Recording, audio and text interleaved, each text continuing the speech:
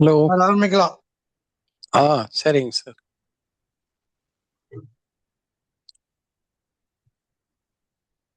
त्रैकाल्यं द्रव्यषट्कं नवपदसहितं जीवषट्कायलेश्याम् पञ्चान्ये चास्तिकाया वृतसमितिगतिज्ञानचारित्रभेदाम् इत्येतन्मोक्षमूलं त्रिभुवनमहिते प्रोक्तमर्हद्भिरीशै प्रत्येति श्रद्धदाति स्पृशति च महिमान् यः स वै शुद्धदृष्टिः.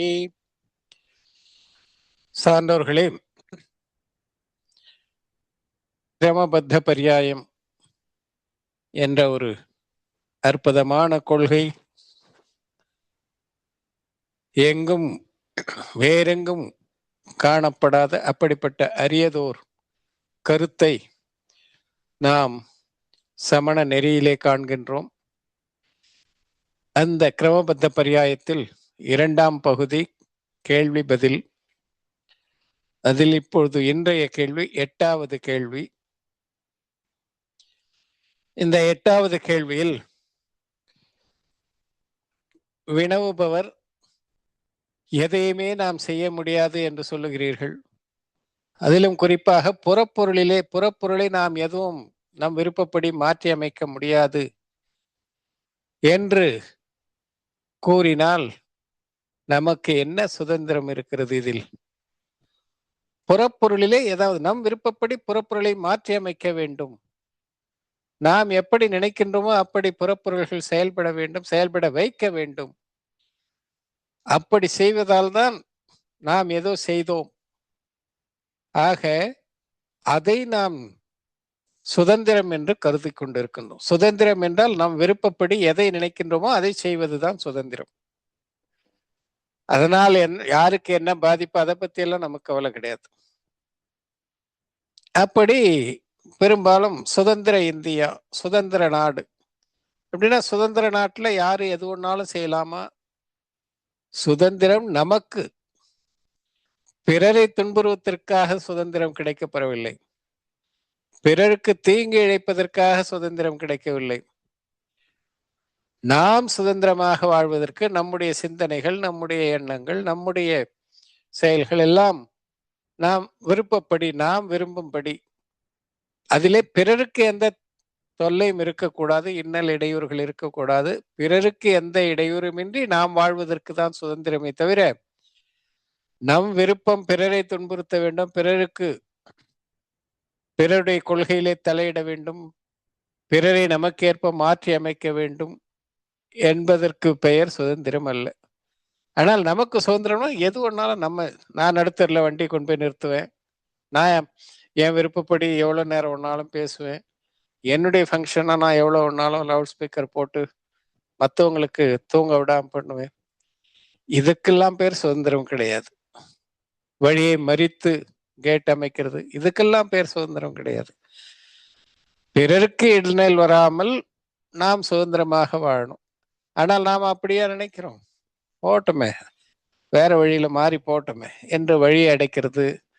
நம்முடைய என்ஜாய்மெண்ட், நம்முடைய சந்தோஷம், அதனால பிறருக்கு பாதிப்பா அதை பத்தி கவலைப்படுறதில்லை. ஆக பெரும்பாலும் நம்முடைய கேள்வி இப்படிதான் இருக்கு. நாம் புறப்பொருளிலே எதையுமே செய்ய முடியாது, புறப்பொருளை நமக்கேற்ப மாற்றி அமைக்க முடியாது என்றால் அப்ப நாம கையில விலங்கு பூட்டியவருக்கு போல எதையுமே செய்ய முடியாது, எதையும் செய்ய முடியாமல் இருப்பது என்றால் அப்பொழுது நமக்கு என்னதான் சுதந்திரம் இருக்கிறது என்பதாக ஒரு கேள்வி கேட்டிருக்கார். அப்பொழுது அதற்கு பதில், புறப்பொருளிலே எதையாவது செய்ய வேண்டும், அதற்கு பெயர் சுதந்திரமா?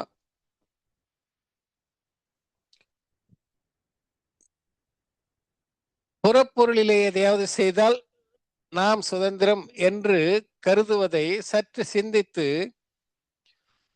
ஒரு பொருள் இன்னொரு பொருளை எதுவும் செய்ய முடியாது, ஆகையினால் புறப்பொருளால் நமக்கு எந்த பாதிப்பும் இல்லை, ஆக புறப்பொருள் என்னை எதுவும் செய்து விடாது, அப்படியே நாம் நினைப்பதில்லை. ஆக யாருமே என்னை எந்தவித துன்பத்திற்கும் ஆளாக்க முடியாது. என்னுடைய இருப்பை யாரும் அழித்து விட முடியாது. எனக்கு எந்தவித இடையூறும் யாரும் செய்ய முடியாது. நான் சுதந்திரமானவன். நான் என்னுள் என் எல்லைக்குள் செயல்படுவதற்கு எனக்கு முழு சுதந்திரம் உண்டு. அதை யாரும் தடுத்து நிறுத்த முடியாது என்று ஏன் நினைப்பதில்லை? மற்றவர்களை சரி பண்ணணும், மற்றவர்களை திருத்தணும், மற்றவர்களை நம் வழிக்கு கொண்டு வரணும் என்றெல்லாம் நாம் நினைப்பது, அதற்கு பெயர் சுதந்திரம். நான் நல்லதுதான் நினைக்கிறேன், எல்லாரையும் நல்வழிப்படுத்தணும் தானே நான் நினைக்கிறேன். ஆதிநாதர் கூட நினைச்சிருக்கலாம், எல்லாரையும் நல்வழிப்படுத்தணும் நினைச்சு மரீச்சியை கூப்பிட்டு வந்து, ஏய் உட்கார் என் பேரன் என்ன எப்படி இந்த மாதிரிலாம் பண்ணலாம்? ஒன்றும் பண்ண முடியாது. ஆகையினால் நான் மற்றவர்களுக்கு நல்லதைத்தான் சொல்லுகின்றேன், நல்வழிப்படுத்த விரும்புகின்றேன். அதில் என்ன தவறு என்றால் அதுவும் தவறுதான். ஏனென்றால் நாம் புறப்பொருளிலே தலையிட முடியாது. அதே நேரத்தில் புறப்பொருளும் நம்முடைய செயல்பாட்டில் எந்தவித தடையும் ஏற்படுத்தாது. இதை நினைத்து பார்ப்பதில்லை. புறப்பொருளால் நமக்கு எந்த ஆபத்தும் கிடையாது. புறப்பொருளால் நம்முடைய செயல்பாட்டிலே எந்த இடையூறும் தடையும் துன்பமும் வருவதில்லை என்றால் அது எவ்வளவு மிகப்பெரிய விஷயம். அதை நாம் சிந்தித்து பார்ப்பதில்லை. ஏதாவது நாம் பண்ணணும், ஏதாவது பண்ணணும், அதை பண்ணணும், இதை பண்ணணும் என்றெல்லாம் நாம் நினைத்து கொண்டிருக்கின்றோம். அதை தான் இங்க சொல்றார். இங்க ஒரு உதாரணம் கொடுக்கிறார். ஒரு நாடு அல்லது ஒரு ஊர், இந்த நாட்டிலே அல்லது இந்த ஊரிலே யாரும் வந்து கொள்ளையடிக்க முடியாது, யாரும் பொய் பேச முடியாது, யாரும் கொலை செய்ய முடியாது, யாரும் யாருக்கும் துன்பம் தர முடியாது, யாரும் அவரவர்கள் விருப்பம் போல எதை வேண்டுமானாலும் செய்ய முடியாது. எல்லோரும் அமைதியாக வாழ்கின்ற நாடு என்று இருந்தால் அந்த நாட்டை நல்ல நாடு, ராமராஜ்யம்ன்றாங்களா, அது போல அது மிகச்சிறந்த நாடு என்று சொல்லுவார்களா? ஐயே, இந்த நாட்டுல ஒண்ணுமே பண்ண முடியாதாம்பா, இது ஒரு நாடா இது என்று அப்படி அந்த நாட்டை பழிப்பார்களா? கொள்ளையடிக்கணும், ஹிம்சை பண்ணணும், துன்பம் கொடுக்கணும் மற்றவங்களுக்கு, நாம் என்ன நினைக்கிறோமோ அதெல்லாம் அங்க செய்யணும் என்று யார் நினைப்பார்கள்? திருடர்கள், கொள்ளையடிப்பவர்கள், கொலைக்காரர்கள் அவங்க தான் நினைப்பாங்க. எந்த நாட்டில் இதெல்லாம் இருப்பதில்லையே, எந்த ஊரில் இதெல்லாம் நடப்பதில்லையே, அந்த ஊர் மிகவும் அமைதியான ஊர், அந்த நாடு மிகவும் அமைதியான நாடு, அந்த நாட்டை எல்லோரும் பாராட்டுவார்கள். நீ யாருக்கு எதையும் பண்ண முடியாது, நீயாக இருந்து கொள்ள வேண்டியதுதான். மற்றவங்க சொத்தை அபகரிக்கிறது, மற்றவங்க வீட்டை பண்றது, மற்றவங்க தெருவில் போய், நீ உனக்குள் அமைதியாக இருந்து கொண்டு வாழ முடியும். அப்படிப்பட்ட ஒரு நாட்டை நல்ல நாடு என்பார்களா? அங்க எல்லாம் விதிமுறைப்படி நடக்குதுப்பா, சிஸ்டமேட்டிக்கா நடக்குதுப்பா, அங்க எந்த தொல்லையும் இல்லப்பா. வெளிநாட்டுக்கு போறாங்களே எதுக்காக? எந்த வித தொல்லை இல்லை, எல்லாம் எல்லாம் கரெக்டா, எது சிஸ்டமேட்டிக்கா நடக்குது. எங்க யாருக்கும் போய் 50 தடவை அலைய வேணாம், பட்டா அது இதுன்றதுக்கெல்லாம் வீடு வாங்குறது கொடுக்கறது எதுக்குமே அலைச்சல் கிடையாது. உட்கார்ந்த இடத்துல இருந்தே முடிஞ்சு போகுது. ஆக அப்படி இருப்பது தானே சிறப்பாகும். ஒருவருக்கு அடிமையாக இருப்பதிலே என்ன, அல்லது ஒருவரை தாக்குவதிலே என்ன இன்பம் கிட்டிவிடும்? எனவே எந்த பாதிப்பும் இல்லாமல், நாமும் பாதிக்கப்படாமல், மற்றவருக்கும் எந்த பாதிப்பும் ஏற்படுத்தாமல் இருக்கக்கூடிய அப்படிப்பட்ட ஊர் எங்கே இருக்கிறதோ, அப்படிப்பட்ட நாடு எதுவோ, அந்த நாட்டை அல்லது அந்த ஊரை மிகச்சிறந்த ஊராக, சிறப்பான ஊராக, சிறப்பான நாடாக கூறுவார்களே தவிர, இதை செய்ய வேண்டும், நான் நினைத்ததெல்லாம் செய்ய வேண்டும், நான் போனா எல்லா ரோடெல்லாம் க்ளோஸ் பண்ணிடணும், வேற யாரும் அங்க வரக்கூடாது, இப்படி எல்லாம் பொதுமக்களுக்கு இடையூறை செய்வது, இதெல்லாம் வந்து அராஜகம் என்றுதான் சொல்லுவார்கள். ஆக இப்படி அதே போலதான் இங்கேயும் புறப்பொருளிலே, புத்கல பொருளிலே அல்லது வேறு பொருளிலே, பிற உயிர்களிலே நம்முடைய கருத்துக்களை திணிப்பது, நம்முடைய விருப்பத்தை திணிப்பது, அதற்கேற்ப அந்த பொருளை நாம் நமக்கேற்ப மாற்றம் செய்ய வேண்டும் என்று கருதுவது, அதற்கு துன்பத்தை தருவது, இதெல்லாம் செய்தால்தான் எனக்கு சுதந்திரம் என்றால் அங்கே எப்படி அந்த கொள்ளையடிப்பவர்கள், திருடுபவர்கள், ஹிம்சை செய்பவர்கள், இதெல்லாம் என்னால செய்ய முடியாதா, இந்த மாதிரி இடத்துலயா, இந்த நாட்டிலயா நான் இருக்கணும் என்று சொல்வது போல வேடிக்கையாக இருக்கிறது. ஆகையினால் அவர்களுக்கு வேண்டுமானால் அது அப்படிப்பட்ட தீய செயல்களை செய்பவர்களுக்கு அவர்களுக்கு ஏத்த நாடு நல்ல நாடாக இருக்கலாம். ஆனால் உண்மையிலேயே நல்லோர்கள் விரும்புவது, என்னையும் யாரும் தொந்தரவு பண்ணக்கூடாது, நானும் யாருக்கும் தொந்தரவாக இருக்க மாட்டேன். இதற்கு பேர்தான் முழுமையான சுதந்திரம், இதற்கு பேர்தான் முழுமையான இன்பம், மகிழ்ச்சி எல்லாமே. ஆக பொருள் அப்படித்தான் அமைந்திருக்கிறது. அதுல எந்த குறையும் கிடையாது. எந்த குறையும் இல்லாமல் தான் பொருள்கள் இயங்கிக் கொண்டிருக்கின்றன. நாம தேவையில்லாமல் குறைகளை கண்டு கொண்டிருக்கின்றோம், குறைகளை ஏற்படுத்த நினைக்கின்றோம். இருந்தாலும் நம் விருப்பத்திற்கேற்ப பொருள்கள் ஒருபோதும் இயங்கப் போவது இல்லை. அதை நாம் நன்றாக புரிந்து கொள்ள வேண்டும். ஆக ஒவ்வொரு பொருளும் சுதந்திரமாக செயல்பட்டு கொண்டிருக்கின்றன, இயங்கிக் கொண்டிருக்கின்றன. அந்த சுதந்திரம் ஒவ்வொரு பொருளுக்கும் வரம்பற்று இருக்கிறது. அனந்த அனந்த அனந்த சுதந்திரத்தை ஒவ்வொரு பொருளும் அடைந்திருப்பதால் தான் எந்த ஒரு பொருளும் பிரிதொரு பொருளோடு மோதிக்கொள்வதில்லை. எந்த ஒரு பொருளும் பிரிதொரு பொருளினுடைய இயக்கத்திலே தலை நுழைப்பதில்லை, மூக்கை நுழைப்பதில்லை, அல்லது இடையூறை செய்வதில்லை. எல்லாம் அதற்குள்ளே செயல்பட்டு கொண்டிருக்கின்றன. இதை நாம் அறிய வேண்டும், புரிந்து கொள்ள வேண்டும். ஆக நாமும் யாருக்கும் இன்ப துன்பத்தை செய்ய முடியாது, யாரும் நமக்கும் இன்ப துன்பத்தை செய்ய முடியாது என்று கருதும் பொழுது அதில் இருக்கக்கூடிய அனந்த சுதந்திரம், அதில் இருக்கக்கூடிய அனந்த ஆற்றல், அதில் இருக்கக்கூடிய எல்லையற்ற மகிழ்ச்சி வேறொரு பொருளுக்கு அடிமையாகி இருப்பதிலே எப்படி இருக்க முடியும்? நாம் ஒரு பொருளை அடிமையாக்கி நம்முடைய கட்டுப்பாட்டில் கொண்டு வர வேண்டும் என்றால், அதே போல மற்ற பொருளும் நம்மை அந்த பொருளுடைய கட்டுப்பாட்டிலே நம்மை வைக்க வேண்டும் என்று கருதினால் இது எங்க போய் முடியும்? இதற்கு ஒரு முடிவே இருக்காது. அது நினைக்கும், குடும்பத்திலே அப்படித்தானே, நான் சொல்ற மாதிரி எல்லாரும் கேட்கணும்னு ஒவ்வொருவரும் நினைக்கிறாங்க. சிறு குழந்தை முதல், இல்லைன்னா அது அழ ஆரம்பிக்குது. நான் நினைக்கிறது தான், இப்ப சாப்பிட மாட்டேன்னா சாப்பிட மாட்டேன், இப்ப எனக்கு இதுதான் வேணும்னா அதுதான் வேணும்.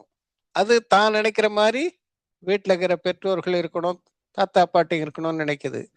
தாத்தா பாட்டிங்க நம்ம அனுபவம் என்ன, இந்த பசங்க எதுனா சொல்றத கேக்குதா, அவங்க இவங்கள அவங்க விருப்பப்படி செயல்படணும்னு நினைக்கிறாங்க.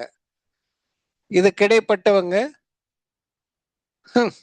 இன்னும் அந்த காலத்திலே இருக்காருப்பா இவரு, என்னைக்குதான் காலத்தை புரிஞ்சு நடக்க போறாரோ தெரியல. ஆக எல்லாரும் அவங்கவுங்க பார்ட்ல கரெக்ட்னு நினைக்கிறாங்க. ஆக ஒவ்வொருவரும் அவரவர்களுடைய விருப்பத்தை, அவரவருடைய கருத்தை பிறர் மீது திணிக்க எண்ணுகிறார்கள். ஆனால் அந்த குடும்பத்திலே, எந்த குடும்பமா இருந்தாலும் அந்த குடும்பத்திலே ஒவ்வொருவரும் தனித்தனியாக சுதந்திரமாக செயல்படும் வரை எந்த பிரச்சனையும் கிடையாது. அவரவர்கள் என்ன கருதுகிறார்கள், போ உனக்கு இதுவா, நீ போ, சரி போ விடு, அவ்வளவுதான்.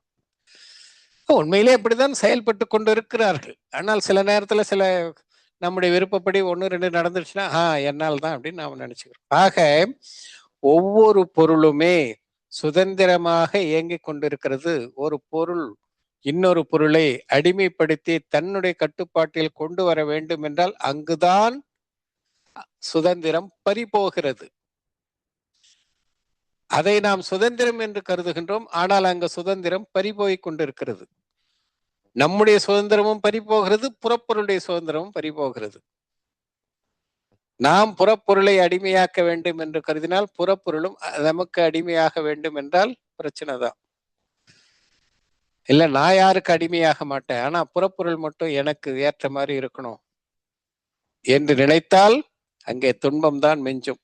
ஆகையினால் அவரவர்களுடைய எல்லையில் இருந்து கொண்டு, இயங்கிக் கொண்டு, செயல்பட்டு கொண்டு, பரிணமித்துக் கொண்டு இருப்பதில்தான் அனந்த நன்மையும் அனந்த சக்தியும் அனந்த சுதந்திரமும் அங்குதான் குடிகொண்டிருக்கும் என்பதை நாம் அறிந்து கொள்ள வேண்டும்னு சொல்றார். ஆகையினால இதை அறிந்து கூட மகிழ்ச்சி ஏற்படவில்லை என்றால் ஐயோ இப்படிப்பட்ட சுதந்திரத்தோடு ஒவ்வொரு பொருளும் இருக்கிறதா, நாமும் சுதந்திரமானவர்கள் தானா, இந்த சுதந்திரத்தின் நம்மை யாரும் எதுவும் செய்துவிட முடியாது என்ற இப்படிப்பட்ட எண்ணத்தை நாம் பெரிதாக கருதாமல், இதை கண்டு மகிழாமல், ஐயோ நம்மால ஒண்ணுமே செய்ய முடியலையே, நம்ம கைய கால கட்டி போட்டிருக்காங்களே, நாம் ஏதாவது செய்தே ஆகணுமே என்று புறப்பொருள் மீது நம்முடைய தாக்கத்தை செலுத்த வேண்டும் என்று எண்ணினால் அது அதற்கு பெயர்தான் பராதீனம், அதற்கு பெயர்தான் அடிமைத்தனம். ஆகையினால அந்த அடிமைத்தனத்தை விட்டுவிட்டு சுதந்திரமாக செயல்படுவதை எடுத்து காட்டுவதுதான் இந்த கிரமபத்த பரியாயம் என்பதை எண்ணி இதில் அனந்த சுதந்திரம் இருக்கிறது என்பதை கண்டு மகிழ வேண்டும்ன்றாரு. அடுத்த கேள்வி இப்ப வராரு. நீங்க சொல்றீங்க, நான் செய்தேன் புறப்பொருளை நான் தான் என் விருப்பப்படி மாற்றி அமைத்தேன் என்றெல்லாம் சொல்லக்கூடாது, புறப்பொருள் மீது எந்த ஆதிக்கத்தையும் நாம் செலுத்த முடியாது, நான் இதை செய்தேன் அதை செய்தேன் என்று சொல்வதெல்லாம் வீண் என்றெல்லாம் சொல்றீங்க. சரி, ஆனால் ஞானியாக இருக்கக்கூடியவர்கள், நல்லறிவாளர்கள், சம்மக் திருஷ்டி சம்மக் ஞானி, நல்லொழுக்கத்தை பின்பற்றுகிறவர்கள், நல்லறிவை உடையவர்கள், நல் நம்பிக்கை உடையவர்கள், அப்படிப்பட்ட ஞானிகள் கூட இப்படித்தானே சொல்றாங்க, நான் இதை வென்றேன், இதை செய்தேன், அதை செய்தேன். சக்கரவர்த்தி சொல்லலையே, 6 கண்டத்தை வென்று வந்தேன், நான் சக்கரவர்த்தி என்று அவர் சொல்லுவதில்லையா? முதல் சக்கரவர்த்தி நான் தான் பேரையே போய் எழுதலையா?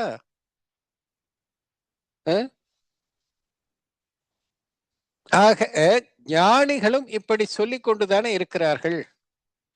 போர் மூழ்கிறது, சண்டை நேர்கிறது, எல்லாம் நடக்குது இல்ல. நாராயணன் பிருத்தி நாராயணன் எல்லாம் சண்டை போட்டுக்கிறாங்க, வெற்றி கொள்றாங்க, எல்லாம் பலதேவர் ராமர் எல்லாம். ஆக அவர்களும் அதெல்லாம் சொல்லிக்கிட்டு தானே இருக்காங்க. நீ என்னுடைய மனைவி, நீ என்னுடைய சொந்தம் பந்தம், அவங்கெல்லாம் சொல்லலையா என்ன? அப்படி இருக்கும் பொழுது நீங்கள் இது தவறு என்று சொல்கிறீர்களே, ஆகமத்திலே அப்படியெல்லாம் வந்திருக்கிறது.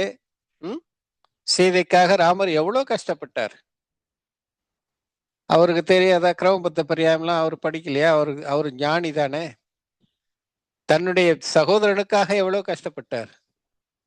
அப்ப அவர் சகோதரனா நினைக்கிறாரு, மனைவியா நினைக்கிறதால தானே அதெல்லாம் செய்யறாரு. இது என்னுடைய ராஜ்யம் நினைச்சதால் தானே அதெல்லாம் செய்தார். அப்போ அவங்களே அதெல்லாம் பண்ணும்போது நாம் ஏன் பண்ண முடியாதுன்னு நினைக்கணும்? இதெல்லாம் நடக்கிறது தான் நடக்கும், நீ எதுவும் இப்படிலாம் ஏன் சொல்றீங்க அப்படின்னு கேள்வி, நல்ல ஸ்ட்ராங்கான கேள்விதான், நாமெல்லாம் கேட்கக்கூடிய கேள்விதான், நமக்கு தேவையான கேள்வியும். ஆக ஆகமத்திலும் அறிஞர்கள், நற்காட்சியாளர்கள், நல்லழிவு நல்லொழுக்கத்தை செய்வோம். ஆச்சாரியர்கள் சொல்லியா, இந்த இதை உரையை நான் எழுதுறேன்னு சொல்லலையா, இந்த நூலை நான் எழுதினேன்னு சொல்லலையா? ரொம்ப முற்காலத்துல அவங்க பேரை சொல்லல, பிற்காலத்துல ஆச்சாரியர்கள்லாம் இதுக்கு ஒரு நான் எழுதினேன், இந்த நூலை நான் எழுதினேன்னு அங்கங்க குறிப்பிடுறாங்க. அல்லது அவருக்கு பின்னாடி வரக்கூடியவர்கள் இந்த நூலை அவர் இயற்றினார்னு சொல்றாங்க. இந்த நூலை அவர் இயற்றினார்னு சொல்றதும் அதுதானே. நாம் எதுவுமே செய்ய முடியாதுன்னா, ஏற்றினார், அவர் இந்த தர்மத்தை பரப்பினார், வாத விவாதம் செய்து, இதெல்லாம் எப்படி சொல்ல முடியும்?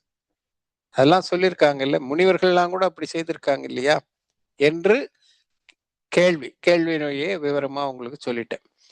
இப்போ அதற்கு என்ன பதில்னு பார்ப்போம்.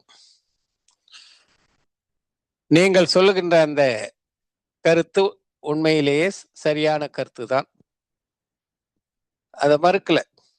ஞானிகளும் இப்படித்தான் பேசுகிறார்கள்.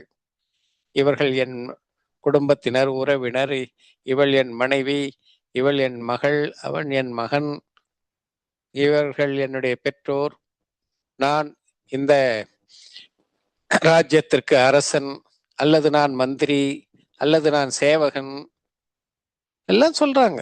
ஞானிகளும் சொல்றாங்க, நான் தான் ராஜ்யத்தை காப்பாற்றி கொண்டு மக்களை பாதுகாக்கின்றேன், மக்களை பாதுகாக்கக்கூடிய பாதுகாவலன் நான் தான் என்றெல்லாம் அவர்களும் சொல்லுகிறார்கள் என்பதிலே எந்தவித மாற்று கருத்தும் இல்லை. நான் உண்கிறேன், உறங்குகிறேன், எல்லாம் எல்லாம் அவங்களும் சொல்றாங்க. இது எல்லாம் இப்படிப்பட்ட சொற்களை அவர்களும் கையாளுகிறார்கள். இப்படி பேசினாலும் பழகினாலும் நீ உயிருக்கு உயிரான தோழன் நீதான், எல்லாம் கதையில வருது. உன்னை போன்ற வேறொருவன் இல்லை, உடன்பிறவா சகோதரன், எல்லாம் வருது. அப்படி சொன்னாலும், அப்படி பழகினாலும், அப்படி பேசினாலும் இது எல்லாம் உலக வழக்குப்படி நடந்து கொள்கிறார்கள். நான் தான் பலமுறை உங்களுக்கு சொல்லியிருக்கிறேன். இப்படி சொல்வதால இதை உலக வழக்கிலே புகுத்திவிடக் கூடாது. உண்மை கருத்தை புரிந்து கொள்வதற்காகத்தான். ஆகையினால உலக வழக்கு என்பது வேறு, பொருளின் இயல்பு என்பது வேறு. இதையும் அதையும் போட்டு குழப்பிக்க கூடாது. அங்க என்ன சொல்றாரு? ஞானிகளும் இப்படி உலக வழக்குப்படி பழகினாலும் பேசினாலும் அவர்களுடைய நம்பிக்கை அப்படி இருப்பது கிடையாது. அததான் புரிந்து கொள்ளணும். பேசுவாங்க, நீ உயிர் தோழன், இது என்னுடைய மனைவி, என்னுடைய மகள், என்னுடைய எல்லாம் சொல்லுவாங்க. எனக்கு இவ்வளவு சொத்து இருக்கு, இவ்வளவு வீடு இருக்கு, நான் இந்த கார் நான் வாங்கி இருக்கிறேன், இந்த கார்ல போறேன், ஞானிகள் கூட சொல்லுவாங்க. சக்கரவர்த்தின்னு சொல்லும் போது அப்புறம் என்ன? அப்படி இருந்தாலும் அவர்கள் மனதிலே, அவருடைய அகத்திலே நம்பிக்கை எப்படி என்றால் இதெல்லாம் எனதல்ல, இதற்கும் எனக்கும் எந்த உறவும் இல்லை, சொந்தமும் இல்லை, பந்தமும் இல்லை, ஒண்ணும் கிடையாது. இவர்கள் யாரோ, நான் யாரோ, யார் யாரோ யார் அறிவு, ஆறாரோ ஆறு அறிவோன்னு அந்த நாள்ல இருந்தே அதான் சொல்லி கொடுத்துருக்காங்க. நீ யாரோ நான் யாரோ அதை புரிந்து கொள்ளல. அது தாலாட்டு பாட்டுன்னு சொல்லி பாசத்தை வளர்க்கிற பாட்டுன்னு நினைக்கிறோம். பாசத்தை வளர்க்கிற பாட்டு இல்ல, விவேகத்தை வளர்க்கிற பாட்டு. தாலாட்டு பாட்டில் கூட விவேகத்தை செலுத்தியிருக்கிறார்கள். யார் யாரோ யார் அறிரோ, ஆறாரோ ஆறு அறிரோ, நீ யாரோ நான் யாரோ, நீ எங்க இருந்து இங்க வந்து எனக்கு பிறந்திருக்கிற. ஆக அவர்களுடைய நம்பிக்கை இதெல்லாம் என்னுடையதல்ல என்ற நம்பிக்கை அவர்களுக்கு இருக்கு. அதனால்தான் சம்யக் திருஷ்டி. ஆனால் உலகோர் எப்படி பேசுகிறார்களோ பழகுகிறார்களோ உலக வழக்குப்படி அவர்களுடைய நடைமுறை இருக்கிறது. ஆக நடைமுறை விவகார நோக்கிலே உலகோர் நோக்கிலே இருக்கிறது. ஆனால் நம்பிக்கை உண்மை வஸ்து சுரூபத்துக்கு ஏற்ப இருக்கிறது. இதுதான் நாம புரிந்து கொள்ளணும். நம்பிக்கையும் அவ்வாறே ஆகிவிட்டால் அது மித்யாத்துவம் ஆகிவிடும். புறப்பொருள்தான் நான், இவர்தான் என்னுடைய உயிர், இவர்கள்தான் என்னுடைய உயிர் என்று கருதினால் அங்க மித்யாத்துவம் வந்துடுது. இவர்கள் என்னுடைய உறவினர்கள், இவர் மக்கள், மனைவி, பெற்றோர்னு சொல்வதிலே தவறில்லை, பழகுவதிலே தவறில்லை. ஆனால் அப்படியே நம்புவது தவறாகும். அதான் சொல்றார். ஆக சம்யக் திருஷ்டியாக இருக்கக்கூடிய ஞானி கூட மனைவி, மக்கள், என்னுடைய வீடு எல்லாம் அப்படிதான் சொல்ற. நான் வீடு கட்டியிருக்கேன், இவ்வளவு 2000 ஸ்கொயர் ஃபீட்ல வீடுக்குது, வந்து பாருங்க, அப்படி இப்படின்னு எல்லாம் சொல்லலாம். ஆக இது என் வீடு, என் மனைவி, என் சொந்தம், என் சுற்றம் சொல்லலாம், தப்பே கிடையாது. ஆனால் அவ்வாறே நம்பிவிட்டால் அங்கே மித்யாத்துவம். சொல்வது மித்யாத்துவம் அல்ல, உலகோர் கூற்றுப்படி பழகுவது, வழக்கிலே அவ்வாறே செயல்படுவது தவறல்ல. ஆனால் அவ்வாறே நம்புதல் அதுதான் தவறாகும். ஆகையினால நம்பிக்கை பொருளின் தன்மைக்கு ஏற்ப இருக்க வேண்டும், பொருளின் இயல்புக்கு ஏற்ப இருக்க வேண்டும் அப்படின்றத நாம் நன்றாக புரிந்து கொள்ள வேண்டும்.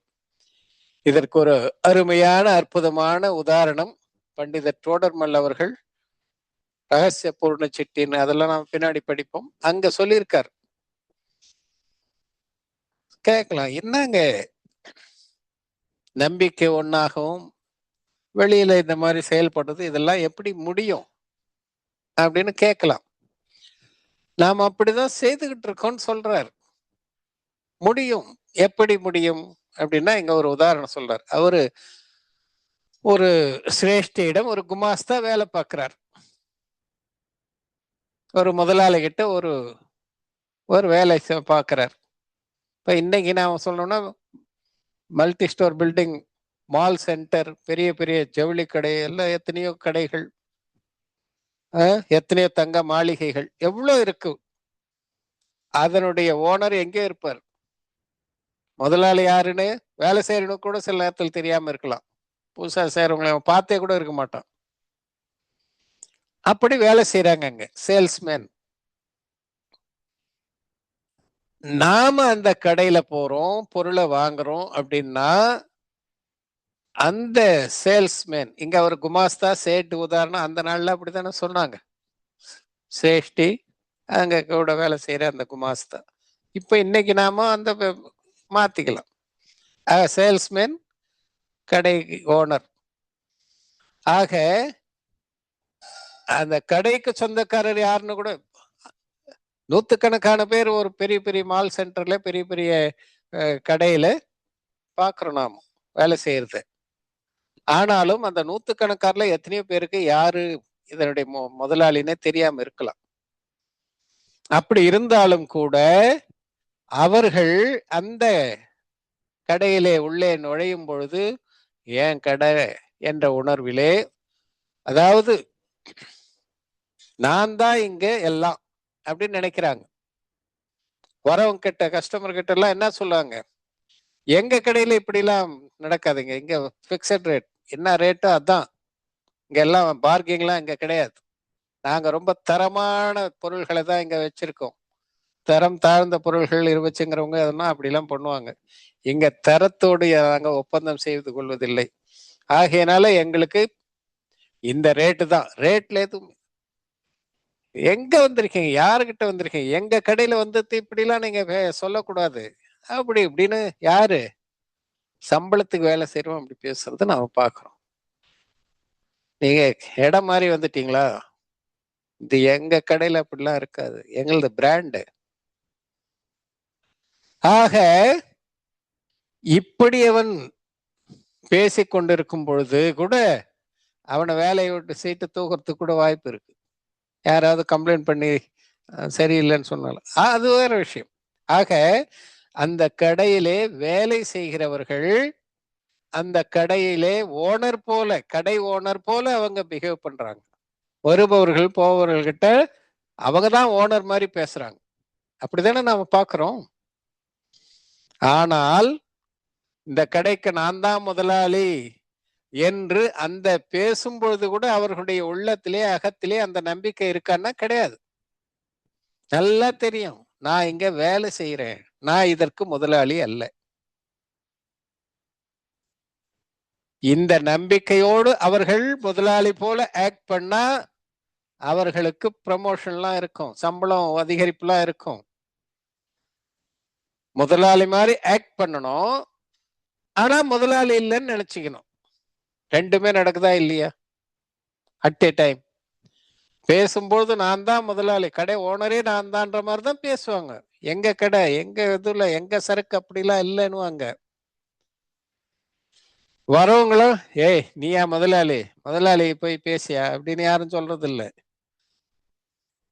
ஆக இப்படி அங்கே எப்படி செயல்படுகிறதோ உலகிலேயே இப்படி நம்மால செயல்பட முடியுது. ஞானியும் அப்படித்தான். நம்பிக்கையிலே இவர்கள் எல்லாம் என்னுடையவர்கள் அல்ல, அவன் எப்படி இந்த கடை என்னுடையதல்ல என்ற நம்பிக்கையோடு வேலை செய்கிறானோ அது போலதான். ஒருவேளை அவன் தவறாக, ஏம்பா உன் கடை தானே, நீ தானே எல்லாம்ன்ற, எனக்கு நீ என்னுடைய ஃப்ரெண்டு தானே, ரெண்டு 2 கிலோ தங்கம் எனக்கு கொடுத்துறேன், 2 கிலோ வேணாம் 2 கிராம், 2 பவுன் கொடுக்க முடியுமா? முடியாது. அப்படி அவன் அங்க இருக்கக்கூடிய தங்க ஆபரணங்களை தனதாக்கி கொள்ள எண்ணினால் அவ்வளவுதான், அதற்குண்டான தண்டனையை அவன் அனுபவிக்க வேண்டியிருக்கும். அவனை எல்லாரும் அப்ப திருடன் தான் சொல்லுவாங்க. அவன் உண்மையான தொழிலாளி அல்ல, வேலை பார்க்கிறவன் அல்ல. ஆகையினா அதே போலதான் இங்கும் புறப்பொருள்கள் எல்லாவற்றையும் இது என்னுடையது என்று சொல்வதிலே தவறில்லை. இது என் வீடு, என் மனைவி, என் மக்கள் என்று சொல்வதிலே தவறில்லை. ஆனால் அவ்வாறே நம்பிவிட்டால், இந்த கடைக்கு நான் தான் முதலாளின்னு நம்பிவிட்டால் என்ன தண்டனையோ அதே போலதான் இங்கும் நம்பிவிட்டால் தண்டனை. நம்பாமல் எவ்வளவு வேண்டுமானாலும் நீங்க பாசத்தை பொழியலாம், தவறே கிடையாது. எவ்வளவு வேண்டுமானாலும் கடையோடு உங்களை ஐக்கியமாக்கிக் கொள்ளலாம், தவறே கிடையாது. ஆனால் எவ்வளவுதான் ஐக்கியமாக்கி கொண்டாலும், எவ்வளவுதான் அந்த பொருள்களை மீது உங்களுக்கு மிகுந்த பற்றுணர்வோடு தன்னுடைய துணி போல தன்னுடைய நான் லாபம் ஈட்டி தருகிறேன் என்ற உணர்வோடு எவ்வளவுக்கு எவ்வளவு நீங்கள் லாபம் ஈட்டி தந்தாலும் மேலகிறவர் உங்களை பாராட்டுவார். அந்த ஆளை விடவே கூடாதுப்பா. அந்த அளவுக்கு நீங்க ஐக்கியமா இருக்கலாம், அந்த அளவுக்கு முதலாளிக்கு எல்லாவற்றையும் சாதித்து தரலாம். ஆனால் ஒருபோதும் இது என்னுடையது என்று நினைத்தால் அவ்வளவுதான், அதுல பாதாளத்துக்கு போக வேண்டியதுதான். அதேதான் இங்கேயும். எவ்வளவு வேண்டுமானாலும் ஐக்கியமாகுங்கள், எவ்வளவு வேண்டுமானாலும் உயிருக்கு உயிரானவர்கள் என்று உறவினர்களை சொல்லிக் கொள்ளலாம். ஆனால் அவ்வாறே நினைத்து விட்டால், அவ்வாறே இதுதான் என் உலகம் என்று முடிவு செய்து விட்டால் அதுல பாதாளத்துக்கு போக வேண்டியதுதான், பிறவியில உழல வேண்டியதுதான். அததான் இங்க சொல்றார். ஆகையினால ஞானி என்ன செய்யறார்? வினை உதயத்திற்கேற்ப சுப அசுப எண்ணங்கள், நல்ல தீய உணர்வுகள் எல்லாம் வந்து கொண்டு இருக்கின்றன. வராம இல்லை ஞானிக்கும். ஞானிக்கும் இதெல்லாம் வருது. எப்படி அங்க லாப நஷ்டம் வருதோ கடையில, தொழிலாளியால யாரு அளவுனாலும் லாப நஷ்டம் வருது. அந்த லாப நஷ்டத்துக்கு ஏற்ப ஐயோ நஷ்டமாயி போச்சு, இவ்வளவு இன்னைக்கு லாபம் வரலையே என்ற கஷ்டமும் அந்த தொழிலாளிக்கு இருக்கும். முதலாளிக்கு கண்டிப்பா இருக்குது, தொழிலாளிக்கும் இருக்கும். ஐயோ இவ்வளவு பண்ணி நமக்கு இது லாபம் ரொம்ப இல்லை, எல்லாது நஷ்டமாயிடுச்சு என்ற பாதிப்பு இருந்தாலும் அந்த நேரத்திலும் சரி அதுக்கு அப்புறமும் சரி இது என்னுடையதல்ல என்ற எண்ணத்தோடு தான் எப்படி அவன் வாழ்கிறானோ. கடையை கூட்டிட்டு போகும்போது சைக்கிள் எடுத்துன்னு முதலாளி கார்ல வருவாரு, இவன் சைக்கிள், ஐயோ இதுதான் நான் தான் எந்தானே அப்படின்னு நினைச்சிட்டு அவன் போய் முதலாளி கார்ல ஏற முடியுமா? அவன் சைக்கிள் எடுத்துன்னு தான் வீட்டுக்கு போகணும். ஆக லாப நஷ்டங்களிலே ஏற்ப அவனுக்கும் இன்ப துன்பங்கள் ஏற்பட்டாலும் இது என்னுடையதல்ல. முதலாளி எவ்வளவு கஷ்டப்படுவார் அவ்வளவு அவனுக்கு கஷ்டம் கிடையாது. முதலாளி ரொம்ப வருத்தப்படலாம், ஆனால் இவனுக்கு அப்படிப்பட்ட வருத்தம்லாம் இருக்காது. இருந்தாலும் ஒரு சின்ன சின்ன வருத்தம் இருக்கும். சரி என்ன பண்றது, நாம எவ்வளவுதான் முயற்சி பண்ணோம். அதே போலத்தான் ஞானியும் இந்த லாப நஷ்டத்துக்கு இணையாக நல்லுணர்வு தீய உணர்வு சுப அசுப பரிணாமங்கள் ஏற்படுகின்றன. அந்த சுப அசுப பரிணாமங்கள் ஏற்படும் பொழுது அதற்கேற்ப ஓரளவுக்கு இந்த மாதிரி வந்துடுத்து, இந்த மாதிரி அசுப உணர்வு அல்லது சுப உணர்வு வந்து விட்டதே என்று அந்த உணர்வோடு ஓரளவுக்கு இன்ப துன்பங்களை எதிர்கொண்டாலும் எப்படி முதலாளிக்கு துன்பம் ஏற்படுவது அது போல ஞானிக்கு ஏற்படுவது கிடையாது, அஞ்ஞானிக்கு ஏற்படும். யார் இதுதான் என்னுடையது உலகம் என்று புறப்பொருள்களை தனது உலகமாக நினைப்பவனுக்கு பெருத்த துன்பம் ஏற்படும். ஆனால் இதெல்லாம் நமதல்ல என்று இருந்து கொண்டு அதற்கேற்ப செயல்பட்டு கொண்டிருப்பவனுக்கு கொஞ்சம் அந்த அளவுக்கு பாதிப்பு இருக்காது. வரலாம் கோபத்தாபம் இவனுக்கும் வரும், வராதுன்னு சொல்றதுக்கு இல்லை. ஞானிகளுக்கு கோபத்தாபம் வராதா? பரத பாகுபலி போரிட்டு கொள்ளலையா? எவ்வளவு அதே சாயக சமயக் திருஷ்டிங்க ரெண்டு பேரும் அப்படி இருந்தும் போர் புரிந்தார்கள். கோபம் வரலையா? வந்தது. எவ்வளவு பேரு கோபம் வரலையா கதைகள்ல பாக்குறோம். ஆக வந்தாலும் அது நிலைத்திருக்காது, அப்புறம் கொஞ்ச நேரம். அது போலதான் இங்கே அதான் சொல்றாரு, ஞானிகள் அவர்களுக்கும் இந்த எண்ணம் இதெல்லாம் பேசுவாங்க பழகுவாங்க, இப்படித்தான் சொல்லுவாங்க. இது போன்ற வினை உதயத்திற்கு ஏற்ப கோபதாபங்கள், சுப அசுப பரிணாமங்கள் எல்லாம் ஏற்படும். அப்படி ஏற்பட்டாலும் அந்த நேரத்தில் கூட, இதுதான் முக்கியமானது, அண்டர்லைன் பண்ண வேண்டியது, அந்த கோபதாபங்கள் ஏற்படும் பொழுது கூட, போர் புரிந்து கொண்டிருக்கும் பொழுது கூட, இதெல்லாம் என்னுடைய செயல் அல்ல என்ற நம்பிக்கை உடையவர்களாக இருப்பார்கள். தொழிலாளிக்கும் கஸ்டமருக்கும் சண்டை வந்து சில நேரத்துல வருது இல்ல, சில கடைகள்ல சண்டை போட்டுக்கிறாங்க இல்ல. அப்படி எதுக்காக? அவன் அவன் ஓனரே இல்ல, ஆனா கஸ்டமர் ஏதாவது சொல்லிட்டா உடனே கோபம் வருது, சண்டை போடுறான், ஒத்துருக்கு ஒத்துரு வாக்குவாதம்லாம் நடக்குது. அப்படி வாக்குவாதம் நடக்கின்ற காலத்தில் கூட, சண்டைகள் நடக்கின்ற காலத்தில் கூட, அவன் இந்த கடைக்கு நான் தான் ஓனர்னு நினைக்கிறதே கிடையாது. சில இடத்துல கை கலப்பே கூட போய் முடிஞ்சு போகுது. அந்த நிலையில் கூட இந்த கடைக்கு நான் ஓனர் என்று அவன் கருதுவதில்லை. அதே போலத்தான் போர் புரிந்தாலும் சரி, அல்லது கோபதாபங்களை வெளிப்படுத்தினாலும் சரி, சம்மக் திருஷ்டி அந்த நேரத்தில் கூட இதெல்லாம் என் செயல் அல்ல என்று அந்த நம்பிக்கை உடையவனாகத்தான் இருப்பேன். இல்லைன்னா சமயத்தும் போயிடும். க்ஷாயிக சமயக் திருஷ்டிக்கு சமயத்தும் போறதே கிடையாது. க்ஷாயிக சமயக் திருஷ்டியா இருக்கக்கூடியவர்களே அப்படி. ராமர் சீதையை காட்டுல ராவணன் அபகரித்து செல்ல எவ்வளவு கஷ்டம், அவ்வளவு கஷ்டப்பட்டாருன்றத பார்த்தேன்ல ராமர் கதையில. அப்படி இருக்கும் பொழுது அந்த நேரத்தில் கூட இது என்னுடையது அல்ல, இது என்னுடைய செயல் அல்ல என்ற நம்பிக்கை அவருக்கு இருந்தது. ஏன்னா அவரும் க்ஷாயிக சமயக் திருஷ்டி. இதை நாம் புரிந்து கொண்டால், கேட்பாங்க ஒரு சாஸ்திரியார்ப்பா, அவருக்கு கோபம்லாம் வருமா? பிரச்சனை. சாஸ்திரியார் என்ன, க்ஷாயிக சமயக் திருஷ்டிக்கே கோபம் வந்து போரிட்டு இருக்காங்க. ஆகையினால், ஆனால் நம்பிக்கை எப்படி இருக்கும்? உண்மையிலேயே பொருள்